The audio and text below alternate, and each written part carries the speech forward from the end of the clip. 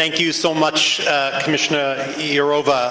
I think we all very much appreciated your remarks, and I can tell you that I particularly appreciated the fact that you're working so hard to really balance what are some very challenging issues. And certainly it's heartening to hear the recognition that the cooperation that is best gained by self-regulation and codes is the best way to deal with some of the online hate. Let me just share with you one brief remark. During my years overseeing policy at AOL, where we faced, maybe for the first time years ago, many of these issues, and had to build teams around the world who were reading and pulling down content. My team, which was lawyers and technologists sitting at headquarters, would craft with input as nuanced a policy as we could come up with. You can say this, but you can't say that. And we debated and we got very fine. And then we sent it off to the moderators, who were based in Oklahoma City and in the Philippines and India and Israel, wherever we had appropriate speakers. And then we'd hear problems and we'd go visit. And we'd see how shell-shocked some of these people were because of the content they were seeing, but we'd also see some of the very complicated policies that were very nuanced. And they were not a team of $100,000 a year lawyers debating and parsing. They were people who were at scale looking at these decisions. And now we read about AI to keep up in a sophisticated way with the scale doing it. And so I think appreciating the fact that wherever the law would draw the line and wherever policy draws the line, companies then being penalized need to have a safety zone because nobody wants to violate the law. So we by nature make errors that are either way too conservative or way too negative. And so calibrating this so that we have the private sector policing fundamental rights internally with the very complicated controls is truly a challenge, I think, that we're seeing progress, but I don't think any of us have achieved. So it's great to see the appreciation for the nuance and the tight cooperation between government and civil society and technology. And I'll just note that one of my hopes, as we all try to comply globally with GDPR, given its truly global scope, the technologies that companies need will be there at the largest global companies. They've got the resources and they've got the risk, they'll do it. But everybody else, because today everyone is an IT company, even if I'm a retailer or whatever business I'm in, those companies may not have the sophisticated AI. So it's exciting to see in the room here, for instance, some startups and some Israeli technologists who are looking at the technologies needed, Prof and there are many others, to support the big ID, to support the data protection needs. So it'll be exciting if next year, perhaps, if we come back, we think not only of cybersecurity, but we look at many of the startups that are building tools to enable small companies and large to comply with the GDPR. So very much appreciation. We welcome also, and it's a great pleasure to have the EU ambassador, many of the delegation from the European Union and the Commission and the staff that are with us here today. We really appreciate the cooperation. Terrell McSweeney unfortunately had a flight cancellation and is not unfortunately going to be able to be with us. So we have the opportunity now to move to the program. Can I invite, please, the speakers for our first session, Smart Privacy Regulation, Developing a Complete Toolbox. And we're delighted that this panel session is in cooperation with ELIDA, the Israeli Data Protection Authority. So please, if you would join Omer on the stage, please, Karolina and Alon and Ken Bamberger. Ken has agreed to sit in. If any of you have not read Ken's book, which does a wonderful comparison of EU privacy on the ground and US privacy on the ground, it's a real phenomenal achievement, and I urge you to take a look at the book that he and Professor Deirdre Mulligan wrote. I pass on to Omer Tene to moderate this panel. Thanks, Jules. I think the two keynote speeches that we just heard really set the stage for the discussion throughout the day, because both speakers raised pretty much all of the issues that we're going to talk about today: the regulation of data, of privacy, of cybersecurity. Commissioner Yurova mentioned the adequacy regime. We have a session on that. Hate speech and trying to moderate speech on social networks, and the crypto debate, the reemergence of the crypto wars and the limits of government access to private sector data. So all of these issues were raised, and we'll now drill deeper and talk about some of the specifics. So we are fortunate to have a great panel here to talk about privacy regulation, and like Jules said, this session was set up by the Israeli Law and Information Technologies Authority, ELITA, Ramot. So to my left, on your right, is Karolina Mojzesowicz. I hope I got it right. Karolina is Deputy Head of the Data Protection Unit at the European Commission and works with Commissioner Yurova and with Bruno Gencarelli, who you'll see later today, about GDPR and some of the privacy regulation issues that come with that. Alon Bachar is the head of ELITA, the Israeli Privacy Commissioner, the regulator, and the co-host of this session. And Ken Bamberger, whom you've already met. Ken is a professor at Berkeley, currently on sabbatical here in Israel.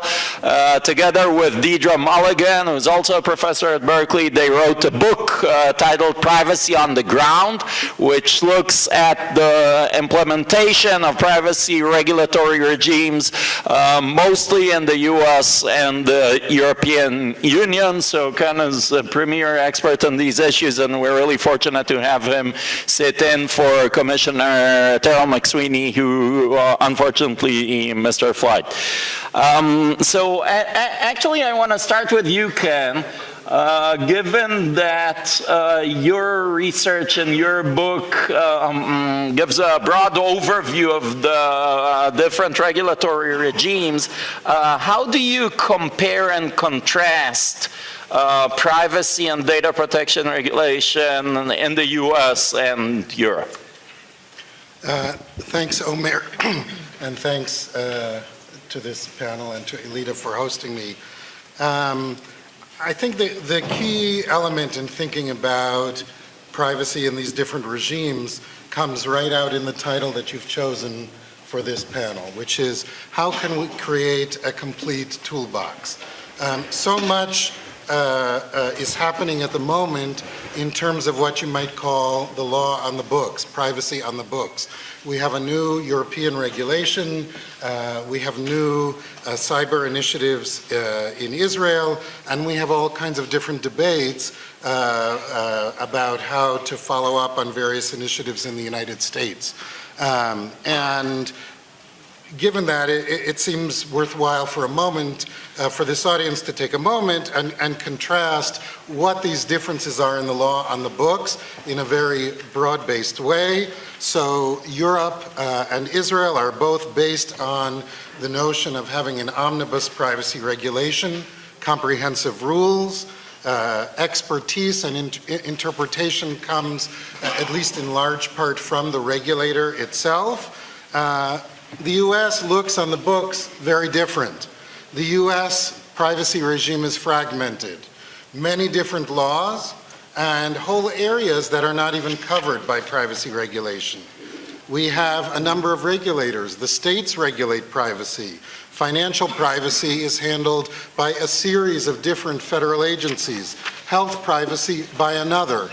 And general privacy regulation has arisen as an expertise of the Federal Trade Commission through its Consumer Protective Authority. So at first glance, it would seem that the US approach, the US toolbox, is maybe incomplete. The European toolbox looks very different, and the Israeli toolbox different again. One of the interesting things, though, when you look at actually how these privacy on the books regimes affect behavior on the ground, you see something that's maybe a little bit surprising, although for this group who spends a lot of time interacting with privacy, it probably is not that surprising. That in fact, you very often see similar behaviors despite divergences in what's written in the actual law on the books. And why is that?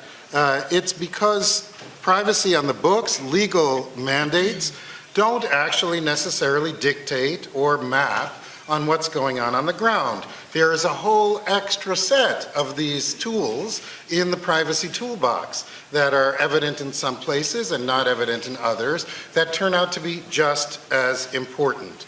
All kinds of regulatory choices, especially around enforcement, around interaction between regulators and regulated parties. And in fact, the existence of multiple regulators is another choice in the toolbox, and general regulatory culture. So one of the things to kind of hone in that we found was that there's a series of best practices that are arising in a number of different international jurisdictions, where privacy is very forward-looking, where privacy expertise arises within the corporation and is spread throughout corporate practice, where you have a powerful CPO or DPO, a Chief Privacy Officer or Data Protection Officer, who's at the very strategic levels of the corporation. And those things arise from some of these other choices. And I'll just point to some of the tools in the toolbox that we can discuss more as we go to the more discursive part of this conversation. One of the questions is, does your regulatory toolbox include a kind of dynamic approach to what the law is? We're faced with technology which is so dynamic, and dangers and risks which are so dynamic. So if you're stuck in a mindset of writing rules beforehand, ex-ante rules about exactly what's allowed and what's not allowed, you'll be fighting last generation's battle. So you need a dynamic approach by regulators, and also one that forces the corporations themselves to use their own expertise to think about what might be privacy and security challenges in their own products, in their own operations, in their own services. So some kind of spur, some kind of real threat of punishment, of sanction from the regulator to force this kind of creative dynamic thinking between the regulator and the corporation. A number of other things, part of those tools, the use of a kind of transparency that forces privacy and security to the front page of what's going on in corporate leaders' minds. And that includes harnessing civil society groups, media, the broader public, and regulatory tools like data breach notification, which we now have in Israel. So it's this combination of a kind of dynamic regulatory field that has real strength and has real bite, but is not the sole arbiter of what privacy or security means, and is not focused on, again, on fighting the last battle, but it's focused on helping and spurring and catalyzing the regulated corporation, the regulated party, to actually be a partner in this process, be forward-looking, be smart, and look at privacy like risk instead of like compliance. Great. So, Ken, talking about fighting with tools, sort of from the last generation, Alon, you were put in the driver's seat as Israel privacy regulator a couple of years ago, implementing a law that was put in place in 1981. So clearly it predates the commercial internet, but also, pretty much any technology, even personal computing was just nascent at the time. What's your vision for deploying these tools for the current technological reality, and how do you adapt? Thank you, Omer. Nowadays, more and more personal information is available, and new uses and applications are being created in a rate that regulation is struggling to keep up with. The type of databases we regulate has evolved. There are more in number and size, in richness of information, and big data analysis make it possible to create additional new data on top of them. So the data flows between many sites and products, and it's very complicated to control this arena. Everybody knows it. ELITA is aiming to strike a balance that will allow for the advantages without taking away from our social norms and human rights. The new technological challenges to privacy require, as Ken says, innovative approaches. They also require that we convince the public that is a matter of morals and ethics that is essential to our well-being and humanity. Personal data is not a collection of bits and bytes. It is who we are. The popular saying that if you don't have nothing to hide, you have no need for privacy is hugely mistaken and represent a wrong understanding of human needs and psychology. We all need to be alone with our thoughts, dreams, and desires in order to thrive, in order to develop as human beings. I think that the powers against one person are very sophisticated and technologically advanced, so this is not something we can expect any person to face on his own. I know that the Europeans think that this is one of the cornerstones of the regulation, but I think that we are, as a society, with the help of our governments, must create rules and enforce them so that exploitation doesn't take place.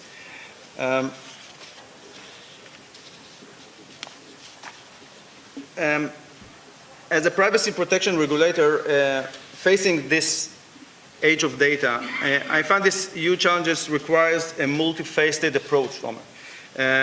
This is the conclusion ELITA has reached after a year of internal work that created a new strategy to adapt to the rapid changes in digital society and economy. ELITA in the last year has restructured its departments and the focus of the various activities along with establishing new ones. We added two departments to ELITA. The first is the strategic alliances, focusing on policy delivery, training for the professional community, education and media activities for the public, and privacy promotion in the government with the help of the Cyber Bureau and other agencies. The second department is an innovation and policy development department, focusing on the identification of social and technological trends, research and monitoring of international developments. Our legal department continues to be a major advisor on privacy compliance in the government and issues more guidelines to the public. In enforcement, we have created a robust and relatively large department, which includes criminal investigation, administrative inspections, audits, that's a new thing that ELITA is going to do, and digital forensics. ELITA has always had strong enforcement powers, and we are among the data protection regulators that have criminal investigation powers. ELITA has also prioritized populations that are less powerful in protecting themselves from exploitation, such as elderly and minors, and its enforcement strategy. So to sum up, I would conclude by saying that the diverse privacy challenges require diverse measures and flexible enforcement policy, like a matrix of different powers and procedures, along with criteria to determine which tool is appropriate to which infringement of the law. Great. So, Karolina, Europe has been debating a new comprehensive privacy regime for a few years now. And next year, you're going to start implementing a weighty document. It's, I think, 99 sections and 100 and somewhat recitals. Ken was talking about sort of regulatory flexibility. Does GDPR provide a good tool to address, a rapidly changing technological and business environment? Well, thank you. Morning, everybody. Thank you very much, Omer. Indeed, of course, you have great regulation, and it provides for solutions which allow to tackle this rapidly changing digital world and new, constantly upcoming new digital solutions. And we provided for tools which give, on the one hand, enforces the flexibility, on the other hand, stay technologically neutral, so that the development can go forward. But what I'd like to say is that thank you very much for having me here, because it's such an interesting way of inducing the discussion on a little bit more enforcement and the toolbox. It's not so much about substance. The Commissioner Jourova already addressed it.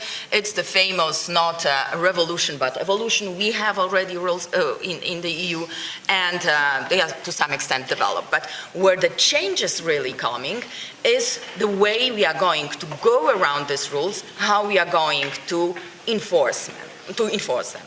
And here I would like to focus on two pillars. One is the role of the companies and what the companies should do now and how they should apply the rules. And another one is what the enforcers are going to do about it and how they will work together. Because as you know, so far European Union is still 28 member states, 28 data protection authorities, in some member states even more. But they all need to cooperate together and come to one solution. Now, the first one, the role of the company.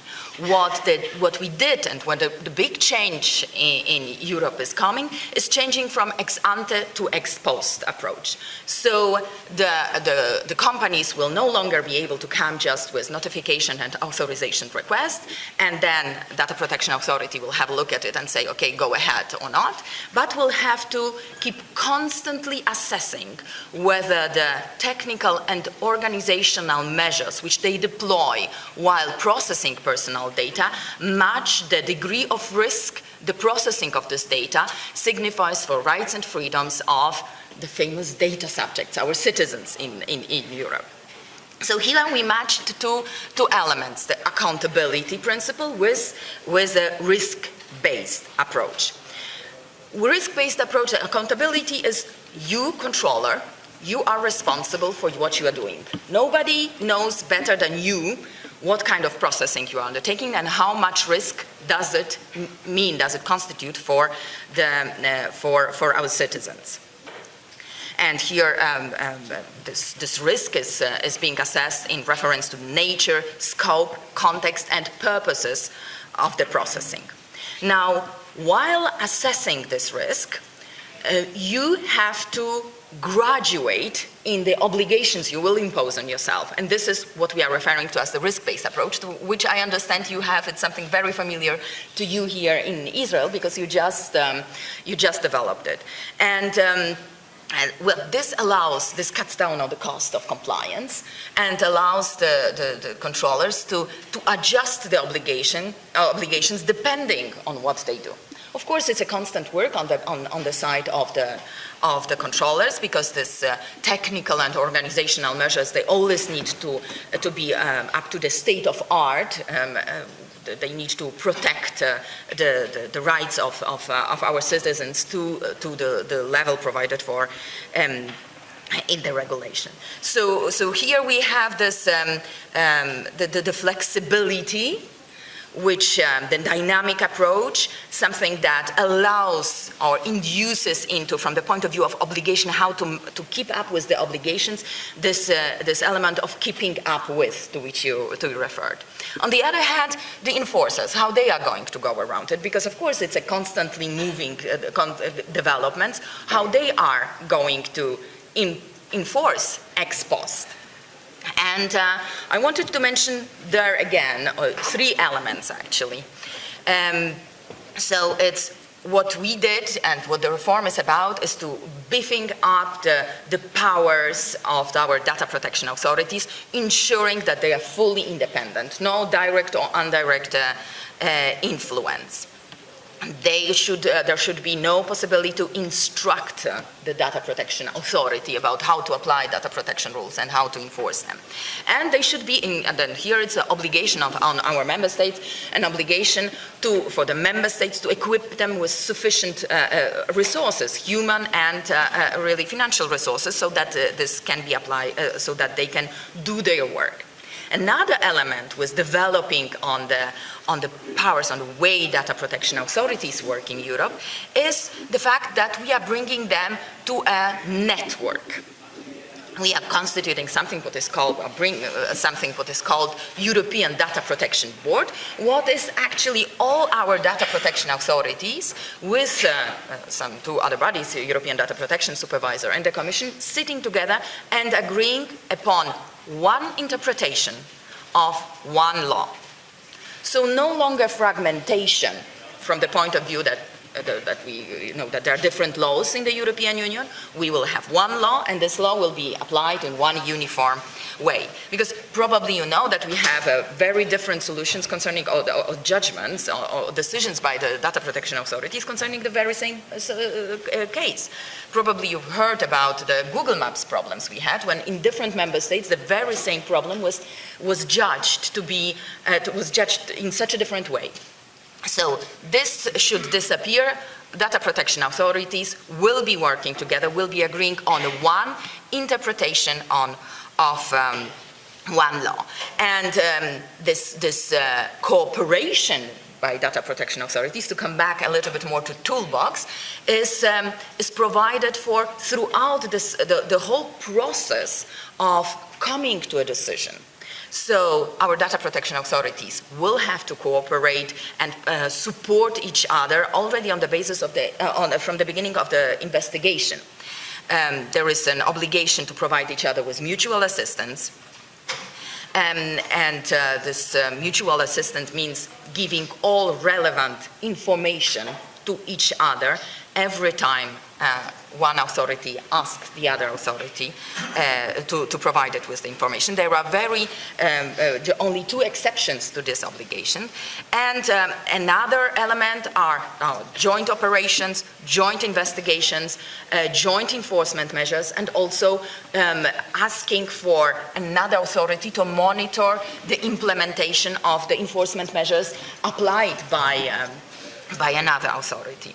So here we take also into account our EU dimension, that we still are different member states, that data protection rules is something very dear to individuals, very dear to the member states from the point of view that they wanted to ensure this closeness to the citizens, so that all our citizens can go to their data protection authorities and do their claims in all the languages of the European Union. Because of course we have this joy of multilingualism and with which we need to deal. Now, data protection authorities are already preparing for it, and they are taking it very seriously. They are issuing guidelines for themselves how to work and how to do all this joint operations, cooperations, joint investigations, and for the data subjects, which in this new brave world of self-assessment, accountability, risk-based approach, also want to have a little bit support guidance, in particular in the beginning. And they were working on they adopted already several guidelines, still work on different ones, prepare mock exercises of joint operations. It's something, for example, Austrian Data Protection Authority will do, I don't remember, still before the summer or shortly after. So they are taking it very seriously. They're rolling it out, they are also preparing for the last element, which is very important in this move to ex post environment, namely the way they will implement and apply fines. Now we do not have, not all of our data protection authorities are equipped with the power to impose fines. The regulation harmonizes it, imposes, gives the power to data protection authorities to impose a fairly high fines. Depending on the infringement, the fines can go up to 2 or 4% of the worldwide annual turnover, so it's something very big. And but of course it's a sign of maturity. All mature systems have law systems have credible and dissuasive enforcement measures. So far, Great. our topics. So thanks, Karolina. And I'm going to actually try to pick up on a couple of threads that you offer.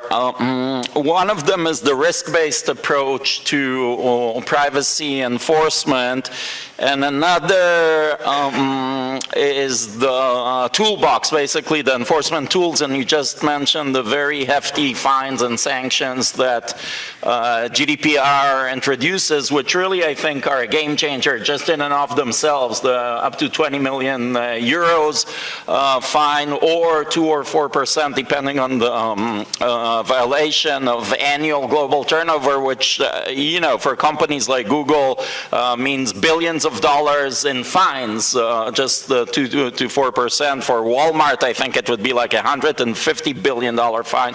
So these are potentially big numbers. So maybe go back to you, Ken, talking about the risk-based approach. Of course, this is something that I think is very, you know, it's a concept almost born in the USA. The FTC has grappled with it since its inception, really. And in the unfairness test in Section 5 of the FTC Act, there is this substantial injury requirement which has set the agency on a search, you know, for the ever-elusive concept of privacy harms and what they might mean. And what really is privacy risk in this context? Is it just a risk of seeing like a more targeted ad, or is it being profiled or discriminated against, or what is it exactly? So how do you, you know, conceptualize and articulate this privacy risk approach? So traditionally we think about damages in terms of harms. And there are a variety of reasons why privacy harms and even security harms were not really effectively fully protected in the torts tradition, in the damages tradition, and that's that it's often hard to translate a violation of someone's privacy into monetary terms. And so one of the exciting developments was the move towards creating privacy and data protection regulation as a way of saying, even though it's really hard to measure harms in some of these cases, and it's increasingly hard in a big data age, when you do not know where the little piece of data that's released today is going to be combined with lots of other data that others are collecting about you and may have huge implications for your life down the line, but not ones that are measurable now. The move towards regulation was a move to say, well, we actually think that there is a problem, even though it doesn't fit the traditional tort context, with violation of privacy, with release of personal information. And in the European context, there's also a notion of kind of violation of a fundamental individual right, which stands on its own. So the move to thinking about what are the risks of an invasion on privacy or a release of personal information in and of itself, without necessarily identifying significant immediate harms down the line, was quite an important one. The notion that very often these harms are coming. And if you look at the studies about identity theft and other things that happen after a bunch of breaches or privacy infringements, you see that these harms are hugely costly, but really hard for each individual to articulate at any one time. One of the interesting things we saw in the FTC jurisprudence was they took that seriously. And in thinking about unfair practices and consumer deception, they developed a model that pushed regulated parties to think much more about risk. And, you know, in this new building bridges regulatory age, Europe and the United States, especially coming out of the German approach to regulating privacy and to some degree the UK approach, have also embraced those risk models going forward. So the question is, are we going to keep going with that, or are there dangers? In the US, there are a series of moves to move away from that risk-based model, just as the EU is moving towards it. And an articulation by the FTC that internally that maybe they're going to focus more on a requirement of substantial harm before they actually take action. As well as a number of court cases, notably the LabMD case, which is now in the 11th Circuit Court of Appeals, where the panel of judges was really suspicious of the traditional articulations that the FTC has made about when you can step in and force companies to take privacy and consumer protective practices without substantial harm. So ironically, just as Europe begins to step up to the plate and take some of the leadership effects that we've seen among particularly German privacy protection and expand it to the other member states where privacy protection was much more rule-focused and much more harm-based, and move it to a kind of a new place, there's a danger that the U.S. may be retracting.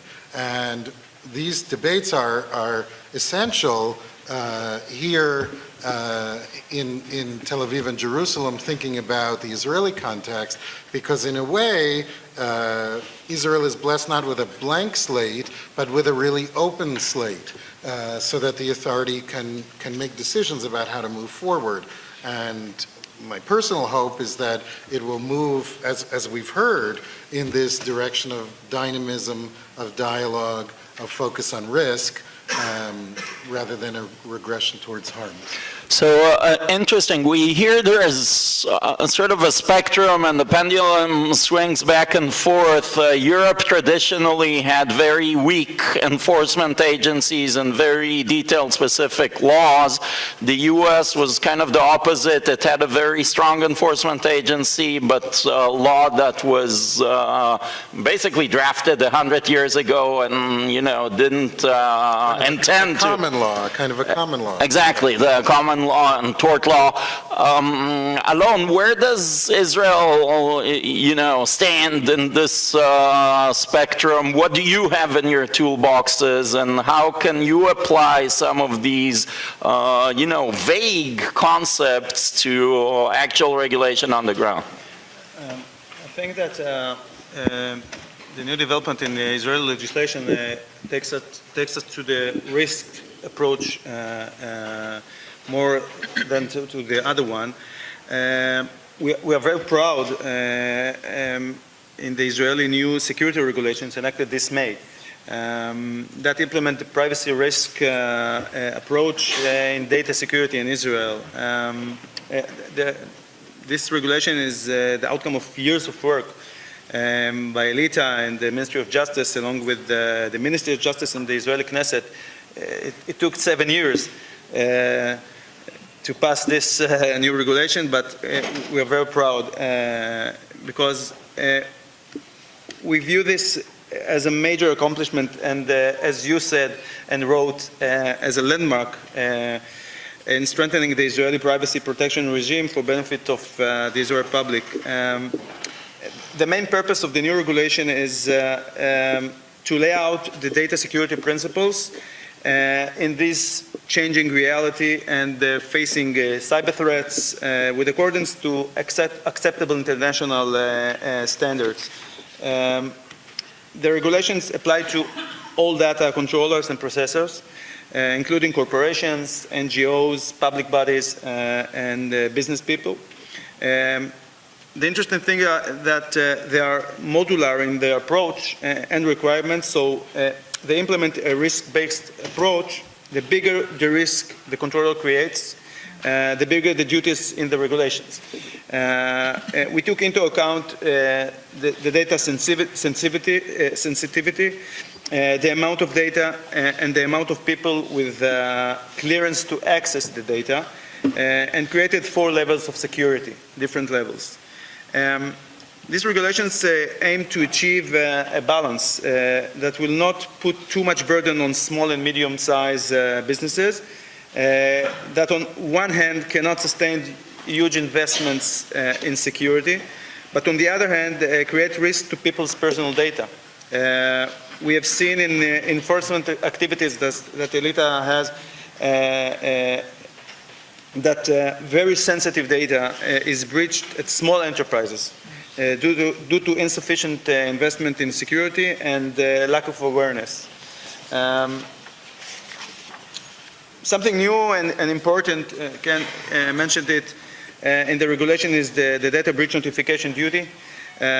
Controllers that are a medium or high level security must report to ELITA on every severe security event and must report what measure they took after the event.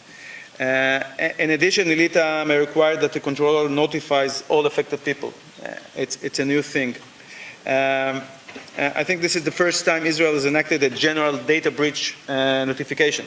So, and another interesting article in the is the power of ELITA to exempt certain controllers, all sectors from implementing the regulations, partly or in full, since they have other sectoral regulations they comply with. This is the approach that says that we'll do the things that we have to do, but not more than that, because we don't want to be the barrier for progress and business, but we understand the measure that one can have to take handling private data and personal data. We also will publish guidelines on the overlaps between specific security regulations and the privacy new regulations. And I believe that these regulations will change the face of data security in the Israeli market and will make the business of everyone to implement security controls. When the regulations are implemented, they will change the way the entire ecosystem operates and security itself. And I think Israel is entering a new era in the security of the personal data. And it would be the next May with the GDPR. So we have a big month ahead of us. Great. Karolina, so back to you with these concepts you've started. I think there's a lot of concern among businesses internationally, really, given the broad scope of application of GDPR, about the combination of a very big stick with concepts that are still unclear or nebulous, like legitimate interest of the controller, or the Google right to be forgotten case, which is back to the Court of Justice, of course, now. The standard there is adequate, relevant, and not excessive. How do you see the calibration of fines to violations, given that there's a lot of room for interpretation?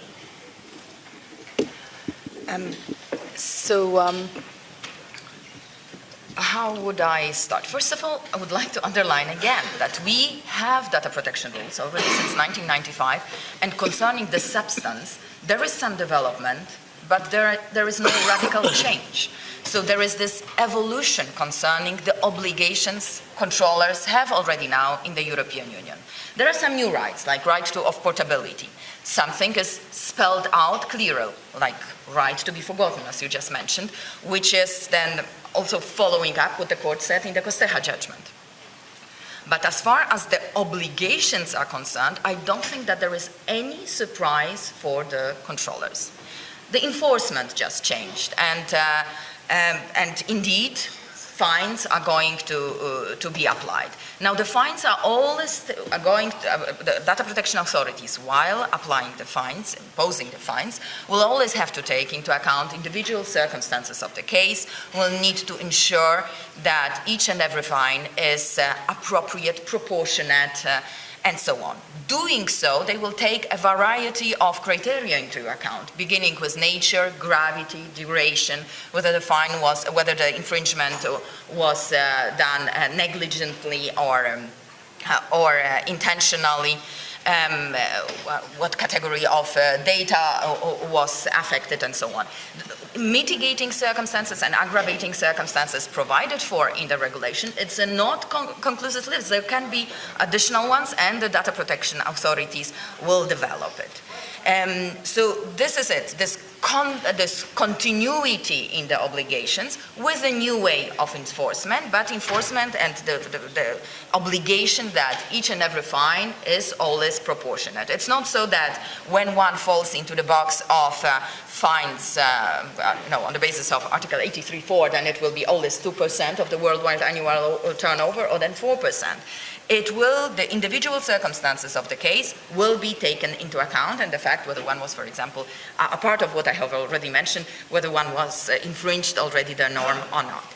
But in order to caution the controllers, in particular in the beginning, data protection authorities, together now within this Article 29 working party, as we nicely refer to it, are working on the guidelines to caution them a little bit more. And here, the new right I mentioned, portability, data protection authorities provided already for guidelines in this area. But of course, there will be a necessity to clarify some terms, like concerning portability, data provided by the data subject, which is the important term in order to interpret the right to portability. And of course, it will happen as all the other areas in the community law. There will be the necessity to go to the court to get the clarification, if necessary, even then via something what we call preliminary rulings, going to the highest EU court, to the European Court of Justice. So, but I don't think that, that there is complete lack of legal certainty on the side of the controllers. I underline again, there is no groundbreaking change as far as obligations are concerned. There is only a change in the enforcement, and it is done also so as to give the controllers the flexibility they so much wanted to have, and the possibility to offer us all these new services, and then to adjust the obligation depending on what they do. Great. So now that you have everyone calmed down, I want to actually turn to the audience and see if anyone has a question for us. I have dozens of other questions, but I'd like to, yes. Do we have a microphone, by the way? Is there? Okay, I think we can hear. Okay, so with regards to GDPR, please, it's obviously, I'm going to call it targeted towards corporate interests, but many of the very large data breaches have obviously been from government organizations themselves. So how's that being handled, please? The regulation applies also to public administration. The difference is that concerning fines, for example, it's up to the member states to decide how they're going to ensure that public administration will comply with the general data protection regulation. And while ensuring it, they need to do it in such a way that it's equally efficient. This insurance, the enforcement is equally efficient and concerning public administration as it is concerning individual or private controllers. And here I wanted to come back to something I wanted to tackle before, and I forgot, is that I don't think one can say that we have such a weak data protection authorities now throughout the EU. I would like to recall that the few cases the Commission started against the member states concerned precisely the independence of data protection authorities. What the regulation will do now is to harmonize the powers they have, and so that they also can enforce the regulation and to ensure that this independence is there, so that they can enforce the regulation also very effectively towards public administration, so that there is no possibility by public administration, by the government, to influence the way that a protection authority applies the rules also towards the public administration. Thanks. So let's take the same question and actually shop it around the panel. So Alon, does the new data security regime with the data breach notification apply to the government, to the public sector? And if so, do you feel you have the tools in your toolbox to actually enforce it against the government? Of course, it applies to government as well.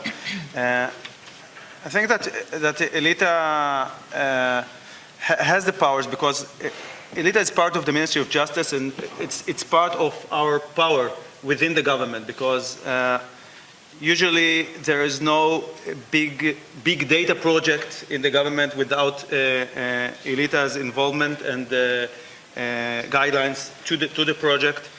We can fine the government, but we get compliance from the government as a norm. So in addition, ELITA has got 10 new employees, and we doubled our budget in the last 2 years. So I think we have the tools, I think we have the power, and I think in the Israeli government we're in the right place. Ken, so in the U.S. data breach notification laws are state laws. I think about 48 states, last count, have them. Who's the watchdog for this in government, the federal government? And I know the last administration made big strides in terms of tightening the privacy controls. Mark Groman was in the OMB, the Office of Management and Budget, and put out a large number of memos and instructions on the subject. Do you see continuity for this under a Trump administration? So you're right about the sources of the data breach notification. The first one was written and adopted in California, and since then have been adopted throughout the country. There's now a not insignificant push by regulated parties who had fought those data breach laws tooth and nail for there to be a federal data breach notification. Why? Because the requirements in the different states are different from one another. So now they want those laws harmonized. What it does show that I think is a source of strength in the U.S. system, that there are really a number of competing regulators that are shaping the meaning of privacy, and not just privacy, but all of information. One of the interesting things that we found are the book that Omer and Jules were kind enough to mention involved interviews with privacy leaders in the U.S. and in Europe. Right before we published the book, we went back to these same leaders and said, is everything seem the same? Is everything seem correct? And one trend that we started to see at that time was that these privacy leaders now had new titles in the jurisdictions where they were kind of cutting edge. And that they were chief information officers or information policy vice presidents or something like that. So we saw it here in this discussion. The notion of cybersecurity, of privacy, of other worldwide kind of information use ethical questions are now being tied together. So that's also changing it. So point one is data breach notification really does come out of this multi-regulator system, and it points out a danger in harmonization. Obviously, there are lots of benefits to harmonization. But one thing that you don't want to do is lose this sense of regulatory competition that might be able to step in where one regulator is more hesitant to act, and which kind of keeps folks on their toes in thinking about what privacy means. Question one. Question two was about what's going to happen in this administration. You know, the real governance conundrum slash real problem, I don't want to call it a disaster, but conundrum from a regulatory point of view is that the appointments process has basically ground to a halt. In a sense, this U.S. administration is not gung-ho on the project of regulatory governance. And that has played itself out in the most basic of ways by not putting the people in place to govern. So obviously we've seen some of those initiatives that came out of Commerce, that came out of OMB, that came out of other parts of the White House fade away as those who were responsible for them in the Obama administration left. And it's kind of unclear what's going to happen going forward. Maybe I'll just mention the FTC, which currently has only 2 commissioners out of 5, including an acting chair as opposed to a permanent chair, and the P Club, which is very important for the Privacy Shield and for American adequacy, quote unquote, which I believe only has 1 member, if that, and doesn't have quorum for meetings. Let's take one more, yellow shirt. Thank you. I actually have a follow-up question to what the Professor Kenneth just mentioned. We're talking about, obviously, because you're the GDPR, we're talking about Europe nations, etc. But the Congress just recently passed, well, actually they passed a bill where ISPs can trade with the consumer's history. And I was wondering what's your take, the panel's take on it? Yeah, so you're referring to the CRA, which basically struck down FCC regulation of telcos and ISPs, and it's a very complicated, sort of complex ecosystem there, because there was the reclassification of broadband providers as subject to FCC jurisdiction in the first place. Ken, you want to address this? I mean, it's, there were,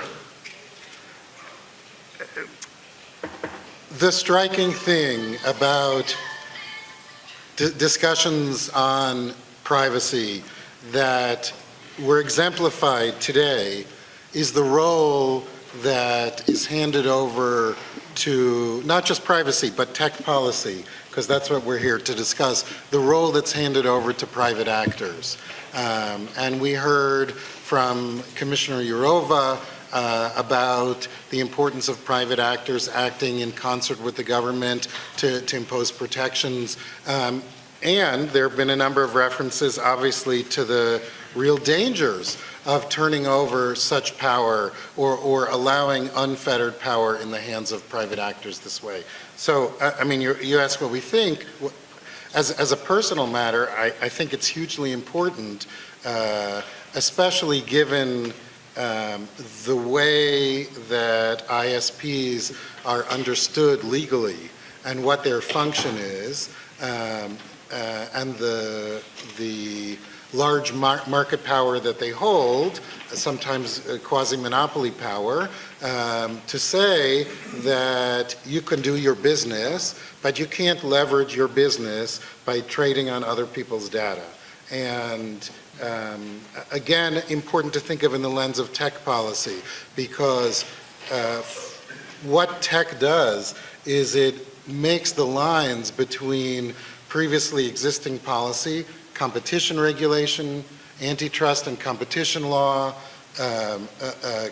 communications policy, privacy, security, and ends up blurring all of them and saying you really have to discuss these together in the room. So to me, I think it's hugely problematic. I just want to add maybe, and not to downplay these developments, but there were a lot of smokes and mirrors in the press about these legislative changes, not to say fake news. We should have a drinking game, like to have a drink every time someone says fake news.